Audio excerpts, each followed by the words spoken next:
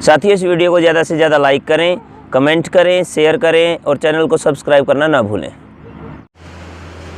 मंचा सिंह हमारे अध्यक्ष जोधपुर से बताए गए आदरणीय चांदमल जी भाई साहब, आदरणीय राठी जी भाई साहब, प्रदीप जी भाई साहब, गुलाब सिंह जी, अशोक जी, सोनू जी, सभी व्यायाम शिक्षक और मेरे समक्ष विराजमान भारत की भावी आशाओं, नौजवान साथियों, सबसे पहले आपका आभार व्यक्त करता हूं कि आपने यहाँ पर मेरा जो मान सम्मान किया, इसके लिए आपका तहे दिल से हार्दिक आभार, धन्यवाद ज्ञापित करता हूँ।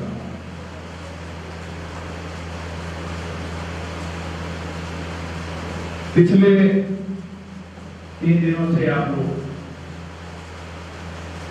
विषम परिस्थिति में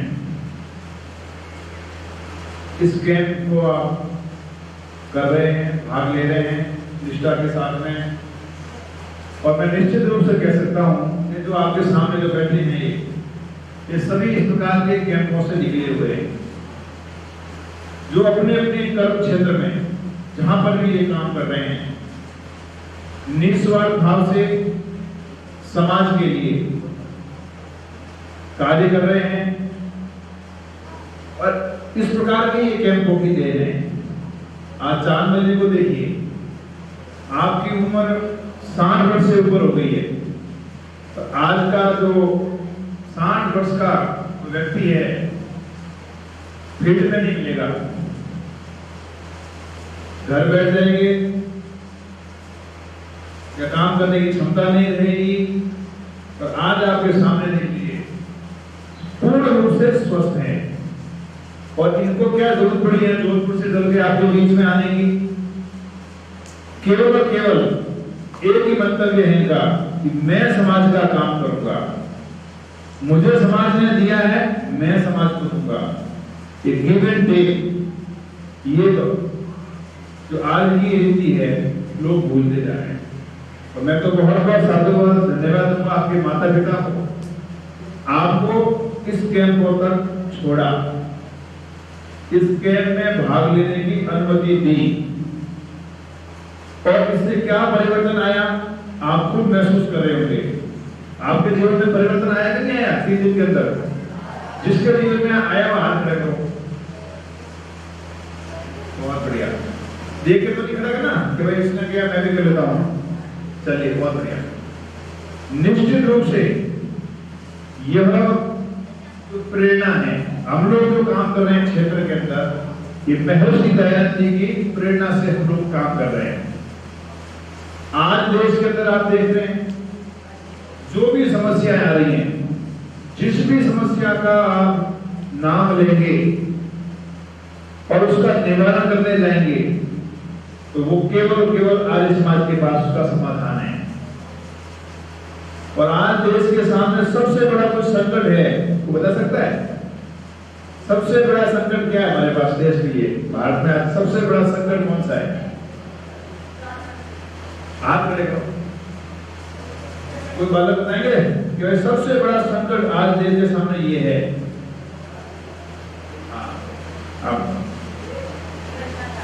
बहुत बढ़िया। और कोई बताएगा? एक ऋतु है, गरीबी। और कोई बताएगा? नशा। और कोई बताएगा? हाँ बताइए। स्वास्थ्य की, हाँ बताइए। विविधता। और बताइए। हाँ आशा बताओ। आतंकवाद। हाँ आप बताओ। वायु प्रदूषण भी है, हाँ चोरी भी। बहुत बढ़िया। कहने का मतलब ये है सारी चीजें आपके समझ तो सब रहे हैं, इसका एक शब्द में अगर लेने जाएं इसका कारण क्या है, तो कारण आता है हमारे चरित्र का पतन। राष्ट्र में जो संकट है वो चरित्र का पतन। वायुमंडल कौन खराब कर रहा है? हम कर रहे हैं। चोरी कौन कर रहा है? हम कर रहे हैं। भ्रष्टाचार कौन कर रिश्वतखोरी कौन कर रहा है? हम कर रहे हैं, ठीक है ना। बेईमानी कौन कर रहा है? हम कर रहे हैं। बेटियों को कौन मार रहा है? भगवान मार रहा है? कौन मार रहा है? हम मार रहे हैं। कहने का मतलब और जाए तो आज देश के सामने सबसे बड़ी जो समस्या है वो अपने चरित्र की है। हमारा चरित्र राष्ट्रवादी नहीं बना, और राष्ट्रवादी जब हमारा चरित्र नहीं बना, इसके लिए हम सारी चीजें, सारी समस्या हमारे सामने आ रहे हैं। आप मार्केट में जा रहे हैं और वहां से एक बहन को जा रही है, वो किसी की बेटी हो सकती है, किसी की पोती हो सकती है, किसी को बहन हो सकती है, किसी की पत्नी हो सकती है वो, और उसके सामने उसके साथ में कुछ मनचले व्यक्ति छेड़छाड़ कर देते हैं। हम क्या करते हैं? आज समाज का युवा क्या करता है? उठा तो लगेगा नहीं। हमारा क्या दायित्व होना चाहिए? बताओ, हमारा क्या दायित्व होना चाहिए? और उस घटना को देखने के बाद हमारी क्या प्रतिक्रिया होनी चाहिए?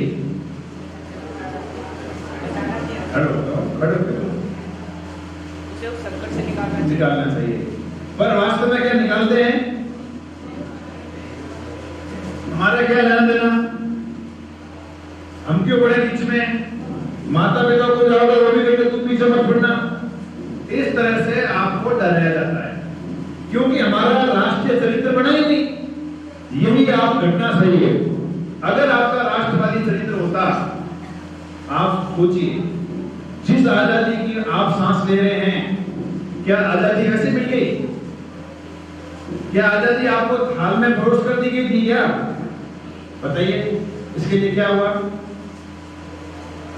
जिस आजादी में आप सांस ले रहे हैं, अच्छी तरह पढ़ाई कर रहे हैं, आपका कोई संकट नहीं है आपके ऊपर इतना बड़ा, तो इसके अंदर आप मंत्री राय बोल सकते हैं, देश को गाड़ियां भी आप दे सकते हैं, देश के टुकड़े होंगे, आप कोई भी नारा लगा सकते हैं इस देश के अंदर। इतनी सारी छूट आपको दी हुई है, क्या आजादी बिना संघर्ष की आ गई? बताओ क्या हुआ इसके लिए? इसके लिए हाँ बताओ, बहुत बढ़िया। इस देश के नौजवानों ने, छोटे छोटे नौजवान, कम उम्र के अंदर, किसी की 16 साल की उम्र थी, कोई 17 साल का होगा, कोई 22 साल का, कोई 23 साल का होगा, फांसी के फंदे पर स्कूल गए। इसलिए हम लोगों की आने वाली पीढ़ी इस कष्ट को, दुख को नहीं भोगे, इसलिए उन्होंने अपनी कुर्बानियां दी, और रोते हुए भी दी। कोई भी क्रांतिकारी फांसी के फंदे पर झूला है, हंसते हुए झूला है, रोते हुए कोई नहीं झूला। ऐसे उन्होंने अपने चरित्र का निर्माण किया, और आपको गर्व होना चाहिए। आप जिस जमीन पर हैं, जिस कर्म भूमि पर बैठे हैं, जिस संस्था में आप ये प्रेरणा ले रहे हैं, इस तरह के कैंप कर रहे हैं, हमें उस पर गर्व होना चाहिए कि आप वो संस्था जो है आर्य समाज द्वारा पोषित है। और आर्य समाज की स्थापना किसने की? महर्षि दयानंद ने की आर्य समाज की स्थापना। और आर्य समाज की इस भट्टी से निकल करके जिस भी क्रांतिकारी का आप नाम लोगे, जितने भी फोटो आप देख रहे हो, ये सारे कहां के थे? किस भट्टी से निकले हुए थे? ये आर्य समाज की भट्टी से निकले हुए थे। और देश की आजादी के आंदोलन में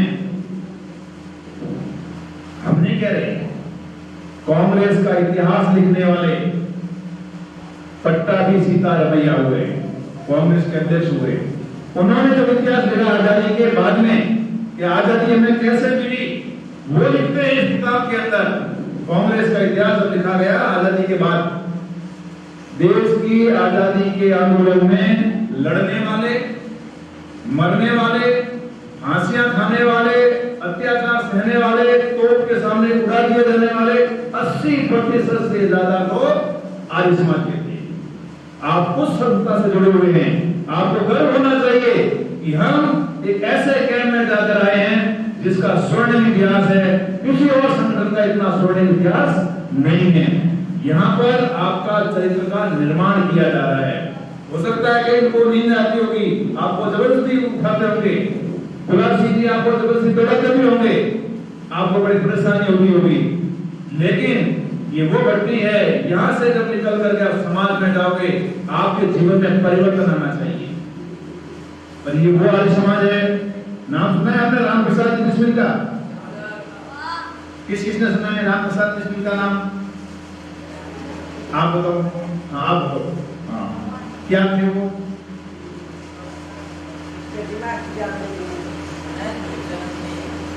राम प्रसाद बिस्मिल कोई बताएगा? हाँ बताओ बेटा, आप बताइए पीछे से। बहुत बढ़िया, ताली बजाओ उनके लिए। बहुत बड़े क्रांतिकारी हुए हैं और देखिए उनमें ऐसा कोई भी ऐब नहीं था। स्वामी संतानंद जी का नाम सुना है आपने? बहुत बड़े क्रांतिकारी हुए, आर्य समाज के बहुत बड़े विद्वान हुए हैं। नौकरी को लात मार करके आर्य समाज का रास्ता पकड़ा, इसलिए समाज के लिए मैं जीऊंगा तो समाज के लिए जीऊंगा। उस समय में वो लाखों रुपए कमा सकते थे, लेकिन नहीं, मैं राष्ट्र के लिए जीऊंगा, मैं समाज के लिए जीऊंगा, मैं समाज में असमानता को दूर करूंगा, मैं आजादी के आंदोलन में लड़ूंगा और ये ऊंच नीच का भेदभाव मैं दूर करूंगा। ये सारे आग उनके दिल में थी और वो आंदोलन में कूद गए और आर्य समाज के माध्यम से राष्ट्र की उन्होंने सेवा की। मैं इसलिए बता रहा हूं कि इस संगठन में आने के बाद क्या परिवर्तन आता है। दुनिया का ऐसा कोई ऐब नहीं था, ऐसी कोई बुराई नहीं थी जो स्वामी सदानंद बाद में हुए, मुंशी नाम था उनका पहले, मुंशी राम जी में ऐसा कोई बुराई नहीं थी जो दुनिया में व्याप्त नहीं थी। शराब पीना, लड़ाई करना, ठीक है ना, साथ अब कह सकते, लेकिन वो महर्षि दयानंद के संपर्क में आते हैं। आपके यहाँ पर भी बहुत अच्छे व्याख्यान हुए होंगे। मेरे दूरभाष पर बात हुई थी, स्वामी सदानंद जी का भी यहाँ पर व्याख्यान हुआ है। श्रद्धेय आर्य जी का भी आपने सुना होगा। आपके जीवन में कहीं न कहीं परिवर्तन आएगा और इस तरह के व्याख्यान करवाने, इस तरह के अतिथियों को ला करके आपके सामने आपसे वार्तालाप करवाना, ये उनके जीवन को आप प्रेरणा लेकर के आप भी अपने आप में परिवर्तन ला सकते हैं। महर्षि दयानंद का जब वहां पर व्याख्यान हो रहा था बनारस में, उनके पिताजी बहुत बड़े अफसर थे पुलिस के, मुंशी राम जी के। वो उन्होंने कहा ये बच्चा बिगड़ा हुआ है, क्यों ना इनको एक बार महर्षि दयानंद के व्याख्यान में मैं लेके चलूं। वो मुंशी राम को कहते हैं, क्योंकि स्वामी जी जहां पर व्याख्यान करते थे पुलिस की ड्यूटी होती थी, कहीं पर हमला नहीं हो जाए, लोगों को भीड़ को कंट्रोल करने के लिए वो वहां आते हैं। उन्होंने कहा बेटे से कहा, बेटा मुंशी राम, हाँ पिताजी, कि तेरे को वहां चलना मेरे साथ में व्याख्यान में। उसने कहा ठीक है पिताजी कह रहे हैं तो मैं चलता हूं, मना करूंगा नाराज हो जाएंगे। तो धीरे से आकर के सबसे पीछे बैठ जाते हैं कि आगे से बैठूंगा, मन नहीं लगा उठ के चला जाऊंगा पीछे से। लेकिन महर्षि दयानंद जब बात करना शुरू करते हैं, वार्तालाप शुरू करते, व्याख्यान देना शुरू करते हैं, वो उसमें रम जाते हैं और इतने आत्मविभोर हो जाते हैं। वो सुनते गए और उनके जीवन में ऐसा परिवर्तन आया कि उन्होंने सब छोड़ छाड़ करके राष्ट्र के लिए समर्पित हो गए। मेरा कहने का मतलब यही है, आपको यहाँ पर जो भी असुविधा हो रही है, ये असुविधा नहीं है, ये आपकी तपन है, तप है ये। और इस तप को आपने सहन कर लिया और ये इच्छा कर लिया आपने कि मैं भी समाज के लिए कुछ करूंगा। ये देखिए आप बहुत बड़े विद्वान हैं, बहुत कुछ कर सकते हैं, बहुत अच्छे खिलाड़ी भी रहे हुए हैं, लेकिन इन्होंने रास्ता कौन सा चुना? समाज सेवा का। नौकरी में होते एक हमारी तरह नौकरी वाले होकर रह जाते हैं, लेकिन इन्होंने ये प्रण लिया, मैं भारत के, मैं राष्ट्र के नौजवानों को रास्ता दिखाऊंगा, उनके उत्थान के लिए, उनके कल्याण के लिए, राष्ट्र के कल्याण के लिए मैं अपना पूरा जीवन समर्पित करता हूं। ये भावना आपके अंदर भी आनी चाहिए। आप पढ़े लिखे, बीए बीएससी कर ली, नौकरियां प्राप्त कर ली और आपके चरित्र का निर्माण नहीं हुआ, आपकी सारी मेहनत अधूरी, सारे सपने अधूरे हो जाएंगे। एकमात्र संस्था है भारतवर्ष में अंतरराष्ट्रीय स्तर पर जो समाज के बारे में, नौजवानों के बारे में सोचती है। बहुत सारी सुविधाएं हैं, बहुत सारी ऐसी योजनाएं हैं, नौजवान ही कुछ कर सकता है देश के अंदर। आज देश के अंदर भारत में लगभग 60% से ज्यादा कौन है? नौजवान। और नौजवान के पास कोई भी ऐसा तो क्या नाम है एजेंडा नहीं है हमें ये करना चाहिए। आज का नौजवान देख लीजिए, पीड़ित मिलेगा। आपके हरियाणा में बहुत बड़ी समस्या है, शराब की है, और उस शराब के बाद में क्या क्या वो करता है, कुकृत्य करता है, उसका जीवन खत्म हो जाता है। इन चीजों से, इन बुराइयों से बचाने वाला एकमात्र संगठन है ये आर्य समाज है। आपको तन मन और धन से इसमें जुड़ना चाहिए और अपने चरित्र का निर्माण करना चाहिए। महर्षि दयानंद ने अपने जीवन का निर्माण किया और आगे तो पूरे राष्ट्र। महर्षि दयानंद ने जो जो चीजें उस समय कही थी, उन्होंने कहा था बेटी को पढ़ाओ, लोगों ने क्या कहा? उनकी बात मानी? नहीं मानी। उन पर पत्थर बरसाए, ये बाबा है, ये हमारी लड़कियों को खराब कर देगा, लड़कियां बढ़ जाएगी, समाज बिगड़ जाएगा। और आज क्या स्थिति हो रही है? सरकार लड़कियों को पढ़ाने के लिए स्कूटी दे रही है। हमारे राजस्थान में जो लड़की डिस्ट्रिक्ट में टॉप आएगी, 80% से ज्यादा नंबर लाएगी, उसको स्कूटी दी जाएगी। ये किस लिए दिया जा रहा है? लड़कियों को पढ़ाने के लिए मोटिवेशन। तो ये बात तो उन्होंने उस समय कही थी महर्षि दयानंद ने, तो हमने क्या किया? पत्थर मारे। उन्होंने कहा बच्चों को पढ़ाओ, हम नहीं पढ़ाएंगे। हमने जातिवाद उसका उस समय कहा जातिवाद को दूर करो, हमने नहीं किया। और आज क्या हो रहा है? स्थिति हो रही है इस जातिवाद के कारण समाज टूट रहा है, दर दर हो रहा है बिल्कुल देश के अंदर। कहने का मतलब मेरा यही है, जो जो चीजें महर्षि दयानंद ने मुद्दे उठाए थे सामाजिक, चाहे विधवा विवाह का हो, कोई बालिका छोटी सी है, ठीक है ना, हमारे राजस्थान में होता है 1 साल की है, 5 महीने की लड़की की भी शादी कर दी जाती है। अब 5 महीने की लड़की आपको उसकी शादी होती है, वो उसकी माँ उसको लेकर के फेरे लगाती है, और जो लड़का होता है उसको भी गोद में लेकर फेरे लगाते हैं। शादी तो हो रही है लड़कों की, और कुछ दिन के बाद में, समय के बाद में कोई उसका पति मर गया। पति कौन सा? 2 साल बड़ा, 3 साल का होगा, 4 साल का, वो जीवन भर वैधव्य का जीवन यापन करती थी। महर्षि दयानंद का ये गलत है, ये नहीं होना चाहिए। अगर विधवा है उसका पुनर्विवाह होना चाहिए। आज समाज में ये मान्यता बढ़ती जा रही है कि नहीं, पुनर्विवाह होना चाहिए, पूरा जीवन वैधव्य का नहीं निकाल सकती महिला।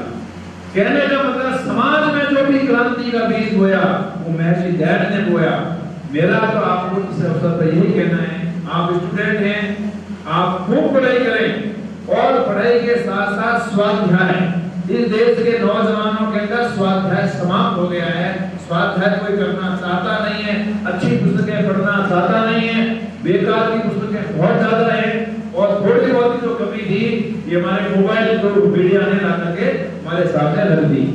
मेरा आपसे ये आग्रह है इस अवसर पर कि आप स्वाध्याय करें, क्रांतिकारियों के जीवन को पढ़ें, महापुरुषों के जीवन को पढ़ें। और देखिए हमने क्या क्या किया, हमने भगवान को भी नहीं छोड़ा, हमने भगवान को भी नहीं छोड़ा।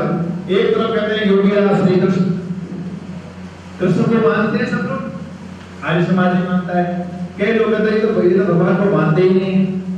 जितना ईश्वर को, परमात्मा को आर्य समाज मानता है, इतना कोई नहीं मानता है। सही रूप तो ये है, लेकिन गड़बड़ क्या हो रही है?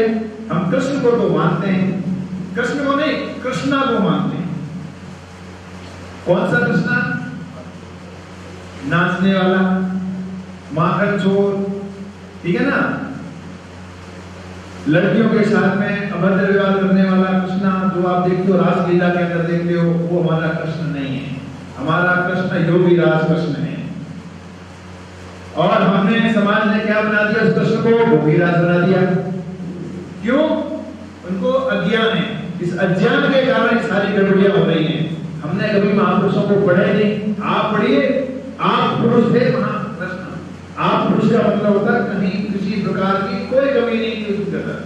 रामचंद्र जी का जीवन देखिए, आप देखिए, जब रामचंद्र जी को लेकर के और उनके भाई लक्ष्मण को लेकर के, कौन से ऋषि थे? विश्वामित्र।